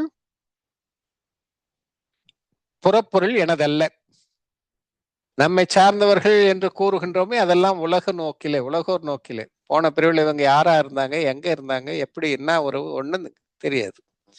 ஆகையினால் இன்னும் கொஞ்ச நாள் போனா நாம எங்கேயோ அவங்க எங்கேயோ. நம்முடைய தாத்தா பாட்டிங்க இப்ப இருக்காங்களா? அன்னைக்கு தாத்தா பாட்டி உறவு, அப்புறம் அப்பா அம்மா. இப்ப என்ன போன்ற இருக்கணும், அப்பா அம்மா கூட இல்லாம இருக்கலாம். அந்த உறவுலாம் எங்க போச்சு? ஆகையினால இதெல்லாம் மாறிக்கொண்டே செல்லக்கூடியது. இந்த நம்பிக்கை சம்மக் திருஷ்டிக்கு இருக்கும். இருந்தாலும் அப்பப்ப வினை உதயத்திற்கேற்ப கோபதாபங்கள் ஏற்படலாம், அமைதி ஏற்படலாம், நல்லுணர்வு தீய உணர்வு ஏற்படலாம், சுப காரியங்களில் ஈடுபடணுன்ற எண்ணம் ஏற்படலாம். அப்படி இதெல்லாம் ஏற்பட்டாலும் அதிலே சம்மக் திருஷ்டி மூழ்கி விடுவது கிடையாது. அவனுக்கு அந்த நம்பிக்கை இருக்கிறதே, இதெல்லாம் எனதல்ல என்ற நம்பிக்கை எப்பொழுதும் திடமாக இருந்து கொண்டிருக்கும். ஆகையினால் ஞானிகளாக இருந்தாலும் சரி, அவர்களும் பழகும் பொழுதும் பேசும் பொழுதும் உலகோர் கூற்றுக்கு ஏற்ப, உலக வழக்கத்திற்கு ஏற்ப பேசுவார்கள், பழகுவார்கள். ஆனால் நம்பிக்கை இதெல்லாம் எனதல்ல என்ற நம்பிக்கை அவர்கள் உள்ளத்திலே குடிகொண்டிருக்கும். அதற்குதான் இந்த உதாரணம் சொன்னார். தொழிலாளி, முதலாளி. தொழிலாளி தன்னுடைய கம்பெனி, இந்த கம்பெனி என்னதான் நினைக்கிறான், அதற்காக அரும்பாடுபடுகின்றான், வேர்வை சிந்துகின்றான். வருகின்ற கஸ்டமரோடு சண்டை போட்டி போடு, அதுக்கெல்லாம் கூட பிரச்சனை வந்தா கூட எதிர்கொள்ள தயாரா இருக்கான். ஆனாலும் அந்த தருணத்திலும் கூட தான் சார்ந்திருக்கக்கூடிய கம்பெனிக்காக எவ்வளவு பிரச்சனைகள் வந்தாலும் அதை எதிர்கொள்ள தயாராக இருக்கும் பொழுது, கஸ்டமரோடு கைகலப்பே நடந்து விட்டாலும் கூட அந்த நேரத்திலும் இது என்னுடைய கம்பெனி அல்ல என்ற நம்பிக்கை எப்படி இருக்கிறதோ, அதே போல்தான் சம்மக் திருஷ்டி போரிடும் பொழுதும் கூட, அல்லது நற்காரியங்களிலே ஈடுபட்டிருக்கும் பொழுதும் கூட அவனுடைய நம்பிக்கை இதெல்லாம் என்னுடையது அல்ல என்ற திட நம்பிக்கை அவனுக்கு இருக்கும். அப்படி இல்லாமல் மாறாக இருந்து விட்டால், இது என்னுடைய கடமை, நான் தான் இது எல்லாரையும் காப்பாற்றுகின்றேன், அப்படி இப்படி எல்லாரையும் காப்பாற்றுவது என்னுடைய, அப்படி எல்லாம் நினைச்சா, அப்படியே நம்பினால் மித்யாதிஷ்டி ஆயிட வேண்டியதுதான். சம்ரக்ஷணானந்தம், பரிகிரகானந்தம் இதெல்லாம் ரௌத்ர தியானம் சொல்லிட்டார் தத்துவ சூத்திரத்தில். அது படிக்கும்போது பண்ணிக்கலாம். ஆக இப்படிப்பட்ட ரௌத்ர தியானத்துக்கு ஆளாகிவிட்டால் அப்புறம் சமயத்தும் போய் மித்யாத்வம் தான் வந்துடும். ஆக ஞானிகள் எப்படி செயல்படுகிறார்களோ அவ்வாறு நாமும் செயல்படுவதற்கு முயற்சி பண்ணணும். ஆக பழகும்போது எவ்வளவு வேண்டுமானாலும் க்ளோஸாக, எவ்வளவு வேண்டுமானாலும் தொழிலாளி எவ்வளவு வேண்டுமானாலும் கம்பெனியோடு ஒன்றாகி கம்பெனியை தூக்க வேண்டும், இதை வளர்ச்சி பாதையில் கொண்டு செல்ல வேண்டும் என்று அவன் கருதுவது கம்பெனிக்கும் நல்லது, முதலாளிக்கும் நல்லது, அவனுக்கும் நல்லதோ அது போல செயல்படுவது. ஆனால் ஒரு காலம் இந்த கம்பெனிக்கு முதலாளி நான் என்ற எண்ணம் அவனுக்கு வந்துவிடக் கூடாது. கம்பெனியில் இருக்கக்கூடிய பொருள்களை நான் சுருட்டி சென்று கொள்ள வேண்டும் என்ற எண்ணம் வந்துவிட்டால் அவன் குற்றம் புரிந்தவன், அதற்கு தண்டனை ஏற்படும். அதே போல்தான் இந்த பரிணாமங்கள் நிகழ்கின்றனவே, சுப அசுப பரிணாமங்கள், இந்த மாதிரி எண்ணங்கள் தோன்றுகிறது. இதற்கு நான் முதலாளி என்று, இவ்வாறு செய்வதுதான் சரி என்று, இது என்னுடைய செயல் என்று முடிவு செய்து விட்டால், அதற்கு சொந்தக்காரனாக தன்னை எண்ணி விட்டால் அப்பொழுதே அவன் மித்யாதிஷ்டியாகி விடுவான். ஆக நம்பிக்கையில் இதெல்லாம் என்னுடையதல்ல என்று கருத வேண்டும். அப்பொழுதுதான் சமயத்துவ நிலை பெறும். ஞானிகள் அப்படித்தான் இருப்பார்கள். நம்பிக்கை அவர்களுக்கு இது எனதல்ல என்று இருக்கும். ஆனால் பழகுவது உலக வழக்குப்படி இருக்கும். இதை நாம புரிந்து கொள்ளணும். இதை புரிந்து கொண்டால் எங்கேயும் ஒரு பிரச்சனையும் வராது. இதை புரிந்து கொள்ளாமல் தவறாக இப்படிப்பட்ட கருத்துக்களை, அற்புதமான கருத்துக்களை சும்மா கிண்டலுக்காக கேலிக்காக எல்லாம் பயன்படுத்தினால் நாம் இன்னும் புரிந்து கொள்ளணும்னு அர்த்தம். ஆக இதைதான் இங்க சொல்லியிருக்காரு அழகா. ஆக இது நமக்கு மனதிலே எப்போது எந்த கருத்து வந்தாலும் நம்பிக்கை எப்படி இருக்க வேண்டும், பழகுதல் எப்படி இருக்க வேண்டும், இந்த இரண்டுக்கும் உள்ள வேறுபாட்டை நாம் தெரிந்து கொள்ள வேண்டும். அதுதான் இங்க தெளிவாக சொல்லியிருக்கிறார். அடுத்து 10வது கேள்வி. இங்க என்ன ஒரு கேள்வி கேட்கிறார் அப்படின்னா, ஞானிக்கு நம்பிக்கை வேற மாதிரி, அவர் செயல்பாடு வேற மாதிரி. மனசுல ஒண்ணு வெளியில ஒண்ணா அப்படின்னு சொல்லுவாங்க இல்லையா? நம்பிக்கையில வேற மாதிரி, செயல்பாடு வேற மாதிரியா? அப்போ இது எப்படி, இது சரியா என்ற ஒரு கேள்வி. அதுக்கு சொல்றார், ஆமாம், ஞானிக்கு நம்பிக்கை வேறு விதமாகவும் செயல்பாடு வேறு விதமாகவும் தான் இருக்கும். ரெண்டும் ஒரே மாதிரி இருக்காது. அப்படி இருப்பதால் ஞானியினுடைய இதயம் மாசடைந்து விட்டதாக கருதக்கூடாது. அவர் நம்பிக்கை வேறாகவும் செயல்பாடு வேறாகவும் இருப்பதால் அவர் சரியானவர் அல்ல, அவர் ஒரு தவறானவர் என்று அப்படி புரிந்து கொள்ளக்கூடாது. ஏனென்றால் பொருளினுடைய இயல்பு அப்படி இருக்கு. என்ன பண்ண முடியும்? விவகார நோக்குல இப்படி இருக்கு, உண்மை நோக்குல அப்படி இருக்கு. ஆக பொருளை தெரிந்து கொள்ள வேண்டும், பொருளுக்கு ஏற்ப நாம் செயல்பட வேண்டும் என்றால் அப்படித்தான் செயல்பட்டு ஆகணும். ஒரு தொழிலாளி முதலாளி கிட்ட வேலை செய்யும் போது அப்படித்தான் வேலை செய்யணும். தொழிலாளியே கம்பெனிக்கு முதலாளின்னு நினைச்சிடக்கூடாது. இது உலக. அதே போலதான் இங்கும் பொருளுடைய இயல்பு அப்படி இருக்கு. ஒவ்வொரு பொருளும் தனியாக செயல்பட்டு கொண்டிருக்குது. எந்த பொருளுக்கும் இன்னொரு பொருளோடு எந்த தொடர்பும் இல்லை. அதுதான் பொருளின் இயல்பு. அப்படித்தான் நம்ப வேண்டும். ஆனால் பழகும் போது உலகோர் வழக்கு கூற்றுப்படி பழகணும். இப்படி மனதிலே நம்பிக்கை வேறாகவும், மனதின உயிரில நம்பிக்கை, நம்பிக்கை குணம் இதெல்லாம் எனதல்ல என்றும், வெளியிலே நீதான் என்னுடைய உயிருக்கு உயிரானவன் என்றும் அப்படி சொல்லுவதால் எந்தவித தவறும் கிடையாது. அதனால் அவர் தவறானவர் அல்லது அவர் ஏமாற்றுபவர், ஏமாற்றுக்காரர், அல்லது இது அவருடைய மனம் மாசடைந்திருக்கிறது அல்லது உயிர் மாசுற்று இருக்கிறது என்றெல்லாம் புரிந்து கொள்ளக்கூடாது. அது தவறாகும் அப்படின்னு சொல்லிட்டார். ஆகினால பேச்சு விவகாரம், சொல் விவகாரம், பழகுதல் இதெல்லாம் உலகத்துக்கு ஏற்ப, நம்பிக்கை பொருளின் இயல்புக்கு ஏற்ப. இதை நாம் புரிந்து கொள்ளணும்னு சொல்றார். இந்த உலக விவகாரம் எது வரலாம்? உலகத்துல இருக்கிறவர்களும் தான், பிறவியில் சுத்துறவர்களும் தான். அதுக்கப்புறம் நம்பிக்கை என்னவோ அதுதான் நிலைக்க போகுது. இது நிலைக்காது. சித்த பரமேஷ்டிக்கு இப்ப உலக விவகாரம்லாம் இருக்கா? அரகந்த சித்தர் கடந்துட்டாங்க. உலகத்தில் இருக்கும் வரை, உலகத்தோரோடு பழகும் வரை இதெல்லாம் தேவை. ஆனால் அந்த உயர்நிலை அடையும் பொழுது இந்த விவகாரம்லாம் போயிடும். உண்மை பொருளின் இயல்பு என்னவோ அது நிலை பெற்றுவிடும். அந்த நம்பிக்கை ஆகையினாலதான் மெய்ப்பொருளுக்கு ஏற்ப அமைய வேண்டும். மெய்ப்பொருள் தான் நிலைத்து நிற்கும், விவகாரம் விட்டு விடப்படும். இதை நாம் புரிந்து கொள்ளணும் சொல்றாரு. ஆக நம்பிக்கை பொருளினுடைய இயல்போடு ஒன்றியது, நடைமுறை உலகத்தோடு ஒன்றியது. உலகத்தில் இருக்கும் வரை நடைமுறை இருக்கும், உலகத்திற்கு அப்பால் சென்ற பிறகு நடைமுறை விடுபட்டு போகும், நம்பிக்கை உயர்ந்து நிற்கும். இதை நாம தெரிந்து கொள்ளணும். இத ஆச்சாரிய அமிர்தச்சந்திரன் முதல் எத்தனையோ ஆச்சாரியர்கள், எத்தனையோ வித்வான்கள் இதை சொல்லியிருக்காங்க. என்ன சொல்லியிருக்காங்க பாருங்க. அங்க ஒரு எடுத்துக்காட்டு சொல்றார் ஆச்சாரியர் அமிர்தச்சந்திரர். ஆத்மகியாதி உரை சமயசாரத்திற்கு. அந்த ஆத்மகியாதி உரையை எழுதும் பொழுது தொடக்கத்தில் என்ன சொல்றாரு?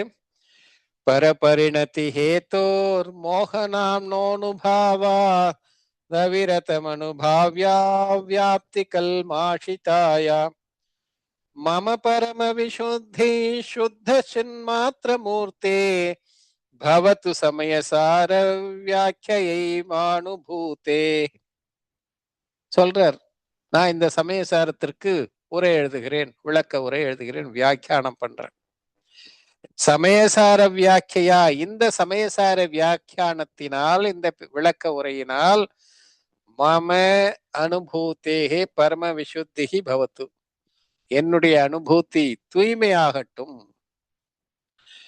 சுத்த சின்மாத்திர மூர்த்தேகே மம அனுபூதேகே பரம விசுத்தி. நான் சைத்தன்ய வடிவான், தூய சைத்தன்ய வடிவானவன், சின்மூர்த்தி. ஆக சிதானந்தமானவன், சைத்தன்ய வடிவானவன். அப்படிப்பட்ட நான், என்னுடைய பரிணத்தி இப்பொழுது எப்படி இருக்கு பாருங்க. நான் தூய்மையானவன், தூய சைத்தன்ய வடிவினன். இருந்தாலும் என்னுடைய அனுபூதி எப்படி இருக்குன்னா, பரபரிணதி ஹேதோ மோகனாம் நோனுபாவாதவிரதம் அனுபாவிய வியாப்தி கல்மாஷிதாய. பரபரிணதி ஹேத்து, புறம் சார்ந்து செயல்பட்டு கொண்டிருக்கிறது. புறம் சார்ந்த பரிணத்திக்கு ஏற்ப, அதற்கு காரணமாகிய நான் புறம் சார்ந்து செயல்படுவதற்கு காரணமாக இருக்கக்கூடிய எது காரணம்? மோகனாம் நோனுபாவா, மோக வினை என்று சொல்லக்கூடிய மயக்கு வினை. 6வது 7வது குணஸ்தானத்துல கூட இருக்குது இல்ல, 12வது குணஸ்தானத்தில் தானே போகுது, அது வரலாம் இருக்கதானே செய்கிறது.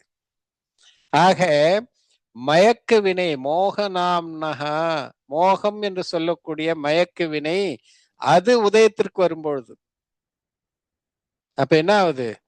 அவிரத அனுபாவிய வியாப்தி கல்மா. எப்பொழுதெல்லாம் அந்த மயக்கு வினை உதயத்துக்கு வருகிறதோ அப்பொழுதெல்லாம் இடைவிடாமல் என்னுடைய தூய ஆன்மா கூட மலினம் அடைந்து காணப்படுகிறது. வியாப்தி கல்மாஷிதாயா, மோகனிய வினை உதயத்திற்கும் மாசுக்கும் வியாப்தி வியாபக சம்பந்தம். வியாபகம் என்ன, வியாப்தினா என்னன்னா பின்னாடி படிக்கலாம். எங்கு மோகனிய வினை உதயம் இருக்கிறதோ அங்கு ஆன்மா மலினம் அடைந்து காணப்படும். இதற்கு அதுக்கும் அப்படிப்பட்ட ஒரு தொடர்பு. ஆக எப்பொழுதெல்லாம் வினை, மோக வினை உதயத்திற்கு வருவதோ அப்பொழுதெல்லாம் என்னுடைய ஆன்ம பரிணாமம் மாசடைந்து காணப்படுகிறது. ஆனால் இந்த சமயசாரத்திற்கு நான் எழுதக்கூடிய விளக்க உரையின் வாயிலாக அப்படிப்பட்ட என்னுடைய அனுபூதி, என்னுடைய ஆத்மானுபூதி பரம விசுத்திகி பவத்து, மிகவும் தூய்மையான நிலையை அடையட்டும். அவரே சொல்றார், என்னுடைய பரிணத்தி தூய்மையற்று இருக்கிறது. ஏனென்றால் மோகவினை உதயத்தில் இருப்பதால் தூய்மை அடைந்திருக்கிறது, மாசுற்று இருக்கிறது. அப்படிப்பட்ட மாசடைந்த இந்த என்னுடைய அனுபவம், அனுபூதி இந்த சமயசார உரையின் வாயிலாக தூய்மை அடையட்டும். பரம விசுத்திகி பவத்து, மிகுந்த தூய்மை அடைய. ஓரளவு தூய்மை உடையவர்கள், ஆனால் மிகுந்த தூய்மையை அது அடைய வேண்டும்னு சொல்லியிருக்கார். அதே அமிர்தச்சந்திராச்சாரியர் இந்த சமயசாரத்தினுடைய உரையை நிறைவு செய்யும் பொழுது என்ன சொல்றார் தெரியுங்களா? ஸ்வசக்தி சஞ்சோதித வஸ்து தத்வே வியாக்கியா கிருதேயம் சமயஸ்ய சப்தை ஸ்வரூபகுப்தஸ்ய ந கிஞ்சிதஸ்தி கர்த்தவ்யமேவாமிருதச்சந்திர சூரேஹ ஸ்வசக்தி சஞ்சோதித வஸ்து தத்வை ஸ்வசக்தி சஞ்சோதித வஸ்து தத்வைஹி சப்தைஹி.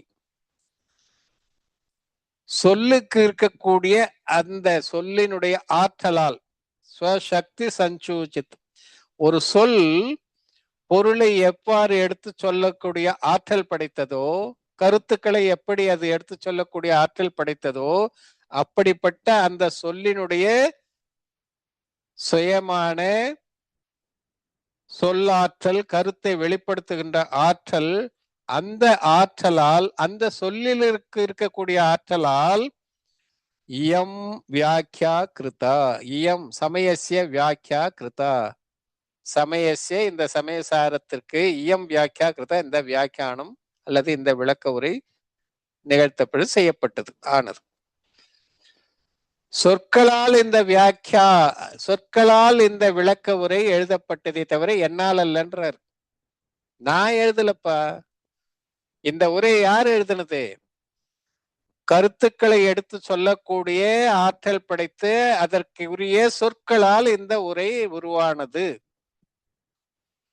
ஸ்வரூபகுப்தஸ்ய அமிர்தச்சந்திர சூரேஹே ந கிஞ்சித் கர்த்தவ்யம் அஸ்தி.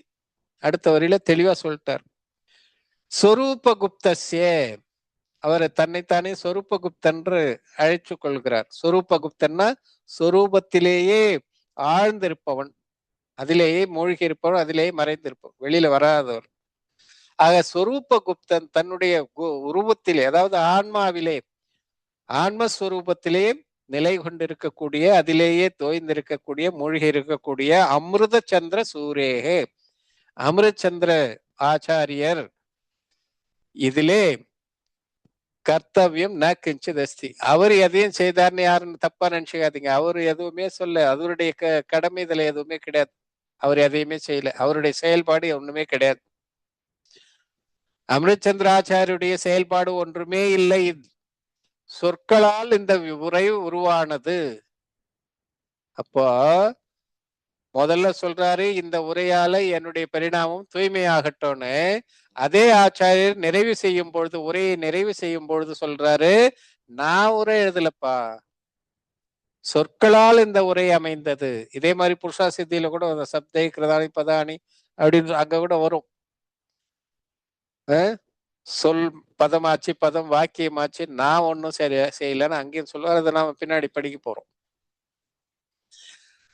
ஆக முதல்ல இப்படி சொன்னவர், இந்த உரையினால் என்னுடைய ஆன்மா தூய்மை அடையட்டும் சொன்னவர், கடைசியில நான் உரை எழுதலப்பா, சொற்களால் இந்த உரை அமைந்ததுன்னு சொல்றார்.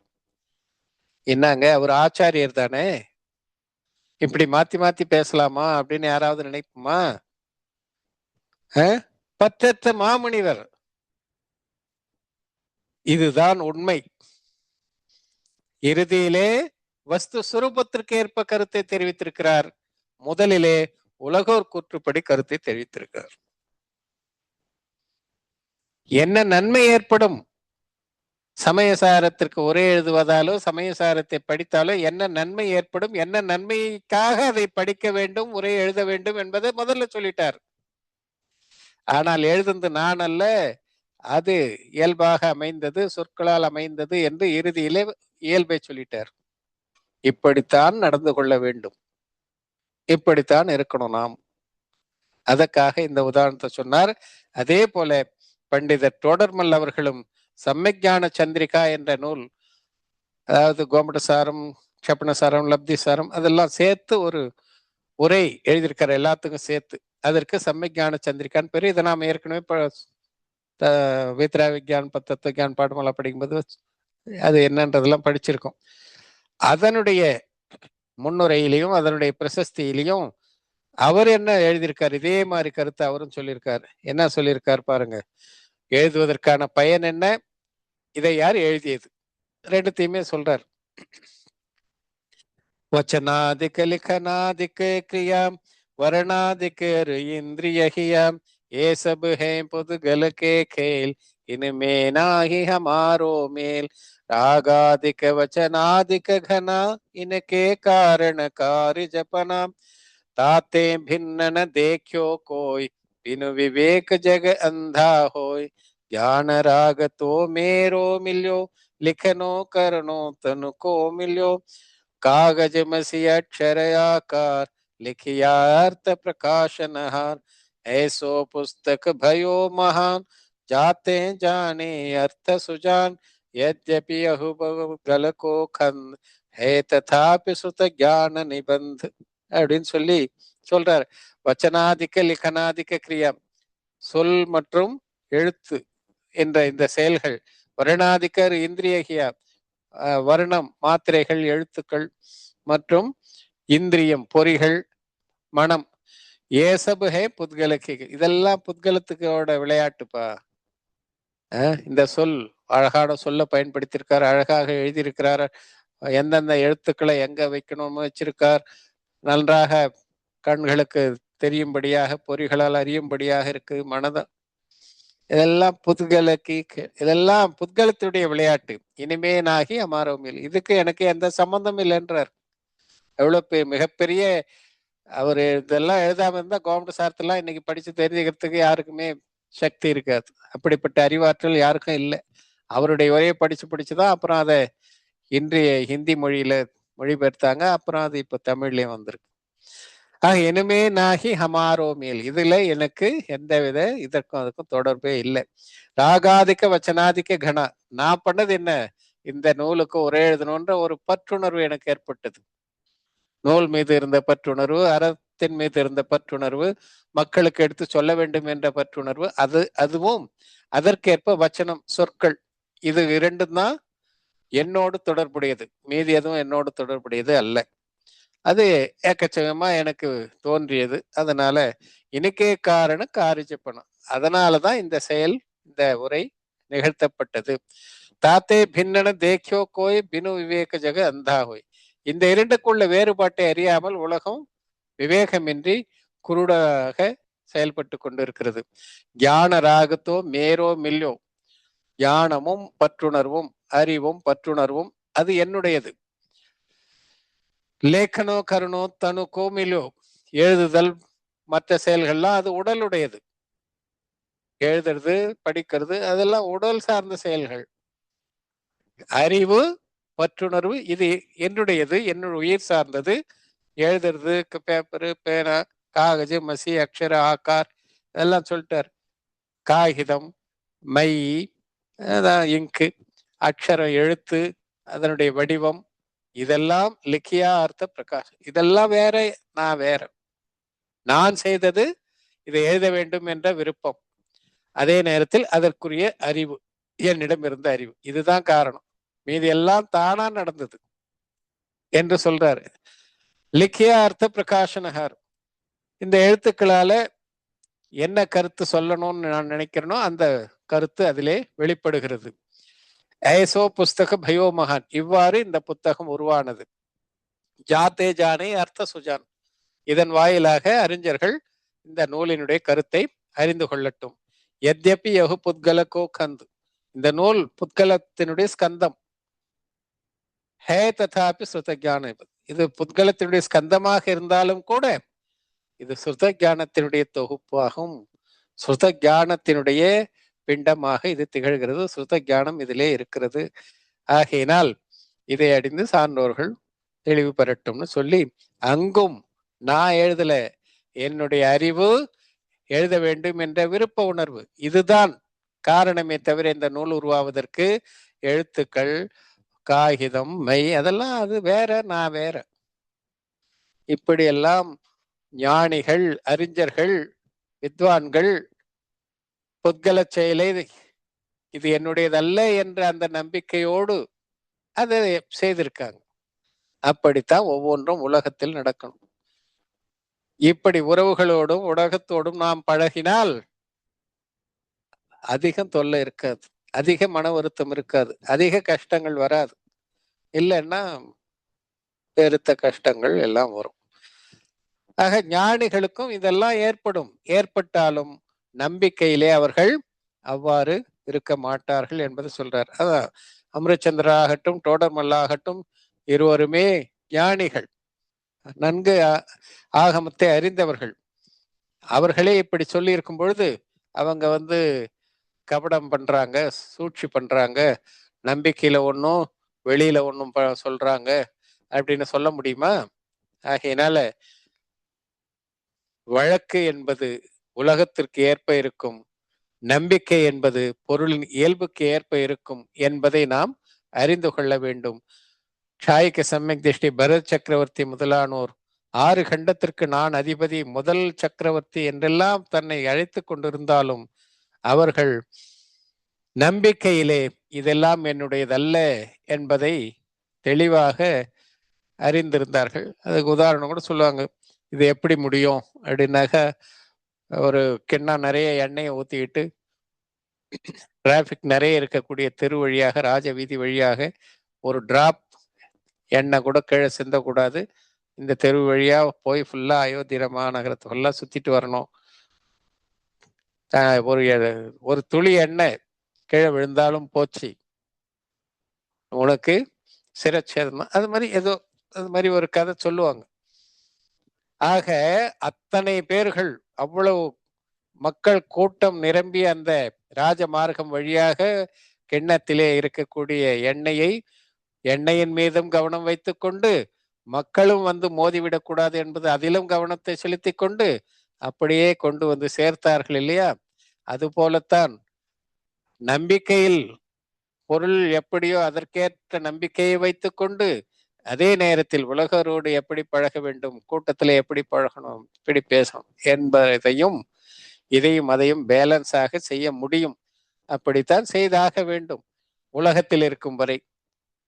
அரகந்த சித்த நிலை அடைந்தா இதெல்லாம் தேவையற்றதாகிவிடும். ஆக இப்படி 4வது குணஸ்தானம், 5வது குணஸ்தானம், 6வது குணஸ்தானம் வரை நம்பிக்கை ஒன்றாகவும் அவர்களுடைய செயல்பாடு வேறாகவும் தான் இருக்கும் என்பது ஆகமமும் கூறுகிறது.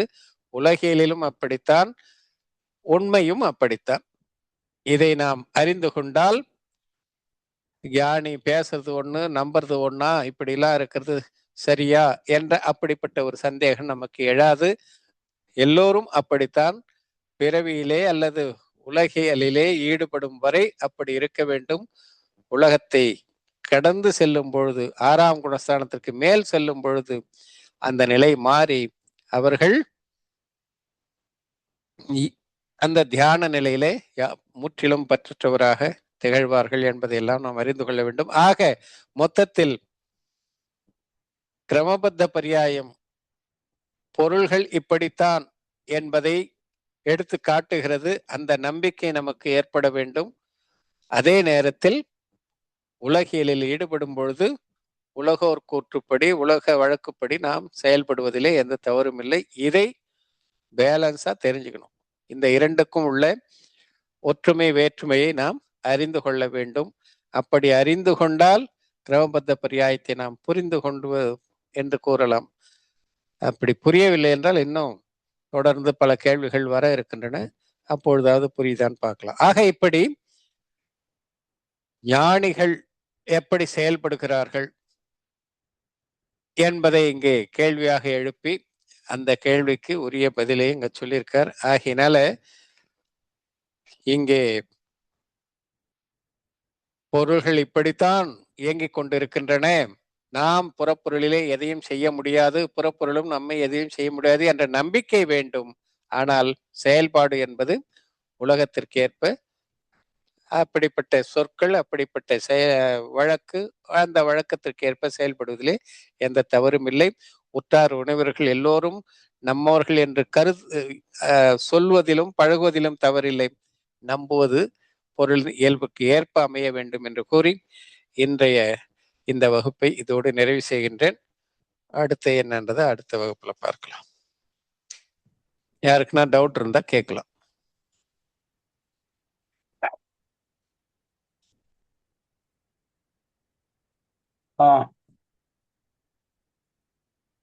அட்மிட் பண்ணி கேளுங்க. சமயக் தர்ஷனம் ஜி, ஜனவாணி பாகுபலி ஜி. கேக்குதுங்களா ஜி? கேக்குது கேக்குது. இப்போ இந்த இது இன்னைய பாடத்துலன்னு இல்ல, பொதுவான டவுட் ஜி. இப்போ சூசைட் பண்ணிக்கிறதுங்கிறது அந்த பாவம் அப்படின்னா கூட அதுவும் அந்த கிரமபத்த பரியாயத்துலதான் வருமா? அவங்க சூசைட் பண்ணிதான் இறக்கணுங்கிறதும் அந்த கிரமபத்த பரியாயம் தானா? ஆமா ஆமா டவுட். ஆமா ஆமா அதுவும் அந்த முறையில அந்த ஜீவன் அந்த நேரத்துல அந்த பிறவியில அப்படித்தான் அதுக்கு தீவினை உதயம் இருக்கு. அதுக்கேற்பதான் அது செயல்படும். பெரும் பாவத்தை செய்யறது வேற வழி இல்லை, அந்த மாதிரி நிலைக்கு தான் ஆளாகும். ஆகையினால பெரும் பாவத்தை செய்யக்கூடியது பெரிய கஷாயத்தை, அதிக தீவிர கஷாயத்தை உடைய ஜீவன் அந்த மாதிரிதான் ஆகும். ஆக அதுக்கு காரணம், நிமித்தம் எல்லாமே அதுக்கேற்ப அமைஞ்சிருக்கும். ஆகையினால அதுவும் அந்த உயிரினுடைய போக்குல கிரமபத்தம் தான். ஆமா.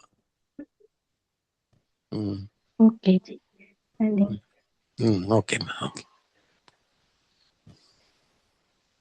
சார் ஒரு கேள்வி கேட்கலாமா சார்? கேளுங்க சார். சார் ஒருத்தர் கடன் அதிகமா வாங்கிட்டு கொடுக்க முடியலன்னு சொல்லிட்டு அவர் சூசைட் பண்ணிடுறாங்க. கஷாயம் எங்க சார் வராங்க? கடன் அதிகமா வாங்கிட்டுமேன்ற கவலை ஒரு பக்கம், கொடுக்க முடியலன்னா என்னென்ன நேருமோ, எங்க போய் யாருக்கு என்ன பண்ணுமோ, அந்த தலை குனிவு, அவமானம், இதெல்லாம் அதுவும் கஷாயம்தான். அவமானம் என்ன கஷாயம் இல்லையா? என்ன அவமானத்துக்கு பயந்து தானே தற்கொலை பண்ணிக்கிறாங்க. அவமானமும் பெரிய கஷாயம். தற்கொலை செய்யக்கூடிய அளவுக்கு அந்த அவமான உணர்வு அவர்களை தூண்டுகிறது. அது பெரிய கஷாயம்தான். அதான் நம்ம இதுலயே படிச்சிருக்கிறோமே, தசலட்சணத்திலேயே. மான கஷாயம்னாக்கா கர்வம் மட்டும் இல்லை, அவமானத்தையும் நாம பெரிய குற்றம் புரிந்தவர்கள் மாதிரி நாம் நினைத்து கொண்டு இருந்தோம்னாக்கா அந்த அவமானமும் மான கஷாயத்துலதான் போய் சேரும். ஆகினால அதுவும் கஷாயம்தான். இது இல்லைன்னா போச்சு, எனக்கு மான மரியாதை இல்லைன்னா போச்சுன்னு நினைக்கிறதும் மான கஷாயம்தான். ஆகினால அதுவும் கஷாயம்தான். Thank you sir. அந்த ஆயுள் நாம வினையும் அப்படிதான் கட்டி, அவங்களோட இறப்பு இப்படிதான் இருக்கணும் அப்படிங்கிற மாதிரிதான் அவங்க வினையே இருக்குமா ஜி? அது ஆமா, அது நாளைக்கு வருது அந்த கேள்வி. நீங்க கேக்குற கேள்வி நாளை வகுப்புல, அதாவது அடுத்த கேள்வி அதுதான்.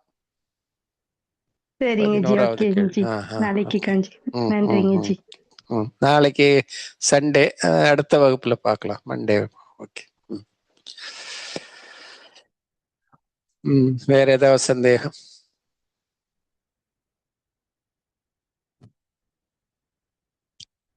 சரிங்க சார், முடிச்சிடலாமா?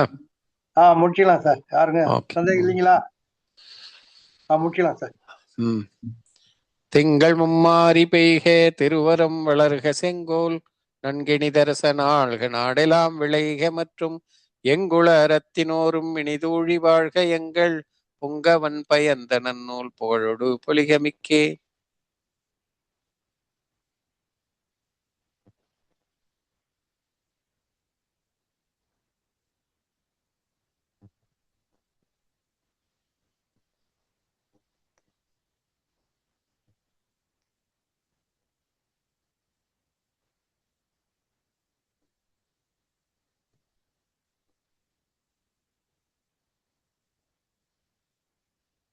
அனைவருக்கும் வணக்கம். சமயக் தர்ஷன்.